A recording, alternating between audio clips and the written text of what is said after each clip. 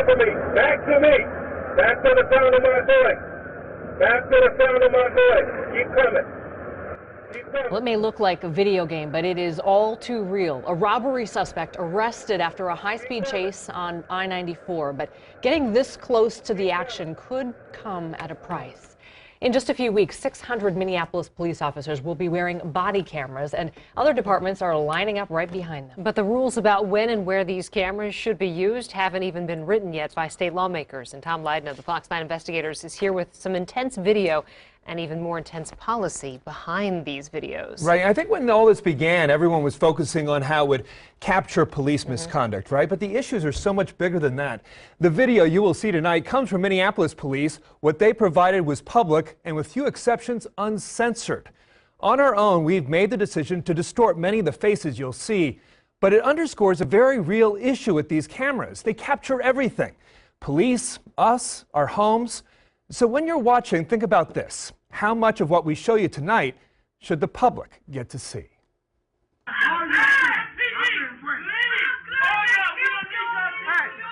Welcome to another night for cops on the North Side, and a scene of absolute chaos and confusion. It begins as a medical call, but before you know it, at least a dozen Minneapolis officers are on the scene, with people angry, screaming for the police to leave. But others, like this woman, pleading desperately for police to stay. The difference on this night, it's all captured on video. As one officer repeatedly reminds the others. I'm recording. Just a slice of life behind the badge. The Fox 9 investigators obtaining hours of MPD body cam footage. From stabbings, I didn't even know she had another knife, to messy domestics. Act like an adult in front of your kid. And mundane traffic stops. It's raw, gritty, and all too real. Keep going. Take everything out of your bra. Just throw it right up. Okay, throw it right on the hood of my car for me, please. The recordings come from a pilot project last year with just a dozen Minneapolis police officers. But by next month, more than 600 officers will be outfitted with body cams. All of it and all of us on camera. Are you guys ready for this? During the pilot program, our officers unequivocally enjoyed and want this piece of technology. And Deputy Chief Medaria Arredondo says the community is also demanding it. The police killing of Jamar Clark left many wondering if body camera footage could have settled lingering questions, those 61 seconds left behind. Do you think the public's ready to see this? In other words, do you think the public is ready to see brass tacks, what officers deal with day in and day out? I think that the public for a long time has really wanted to have a closer, transparent view of what policing looks like in our city, and so I think that they're ready for that to happen. I do. While you're all being yanked out, is I can smell marijuana coming from inside. Much attention will focus on police encounters with communities of color.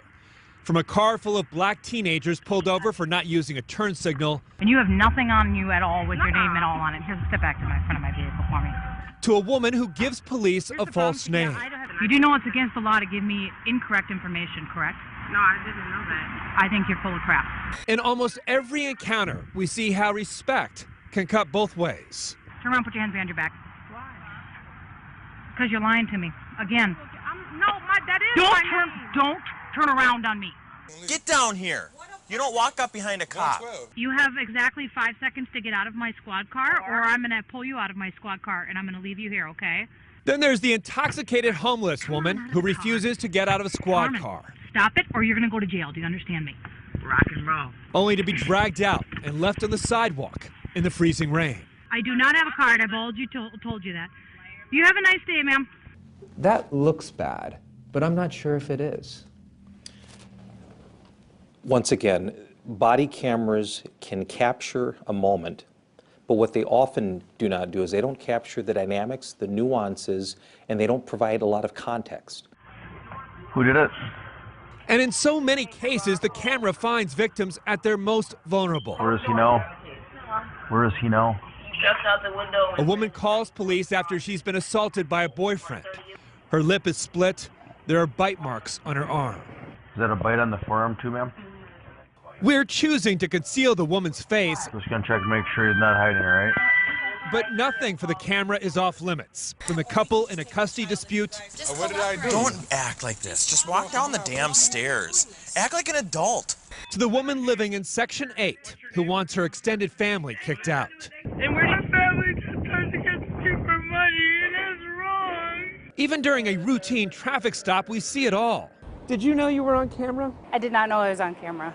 But what bothers Kim Seife is that someone else, like a stalker, could see all the information on her driver's license. Now that part I'm not crazy about. So officers have the discretion to tell you, I'm wearing a body cam.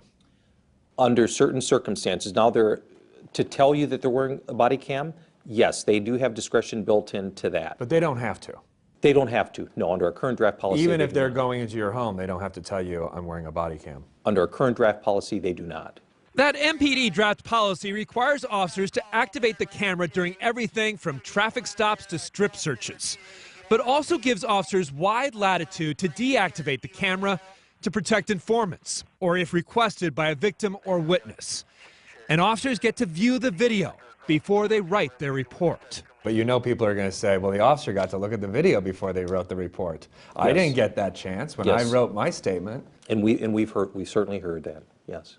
So if you turn the camera off, why even have them? Ultimately, it's state lawmakers like Tony Cornish who will get the last word as they debate the issue this session. Cornish, a retired cop, wants to always keep the camera rolling, but wants to limit who gets to see the video. My whole point is the camera has to stay on. The officer shouldn't be told when to turn it on or off, because the minute they turn it off and some unarmed teenager jumps out of the closet, a struggle, and he's killed, and there's no video, then it's a big cop cover-up. Man, it's a big old house. But this public video can also show our most private lives inside our homes. The unannounced body camera becomes, in essence, a hidden camera, a virtual tour into the intimate spaces and sometimes sordid aspects of our lives, all without a search warrant. I want the citizen to have the option of saying, could you please turn that off? Do you worry that we're entering a brave new world here? I do. Right. You know, we live in a free country, and we should be free from surveillance. The question is where we draw that line between public and private, between transparency and voyeurism. You can watch the video later about how much you're yelling at me. The body camera will give us the cop's perspective, yet our own biases will still fill in the narrative. How we see these video vignettes may depend in large part on how we already perceive police. But after years of police misconduct captured on video, soon the camera will be looking back. Chances are we won't always like what we see. Oh, I'm recording you too. Look up. I also think there's no turning back. Once you have body cameras, it's not like you can tell the public, we decided this wasn't such a good idea. And the same thing was discussed when we started getting squad car computers and also squad car dash cam video. So I think that this is going to be the future for law enforcement. The total cost of the body camera project for Minneapolis is $4 million over 5 years, and that includes a massive amount of video storage in the cloud. MPD plans to keep the video for up to a year at a cost of up to $60,000 a month. Meanwhile, the legislature, the body cam bill, and its amendments are a confusing mess as to what's public, what's private, and who ultimately decides. Lawmakers have 3 more weeks to figure it all out. For the Fox 9 investigators, I'm Tom Lydon.